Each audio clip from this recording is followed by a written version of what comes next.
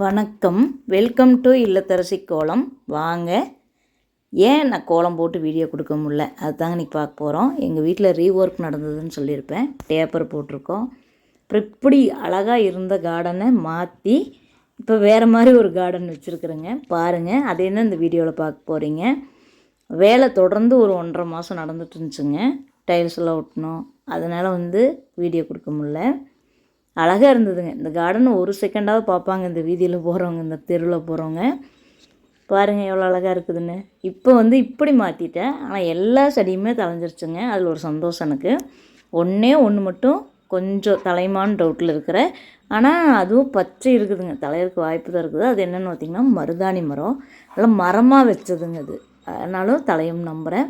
இந்த கத்திரிக்காய் செம்ம டேஸ்ட்டாக இருக்குங்க.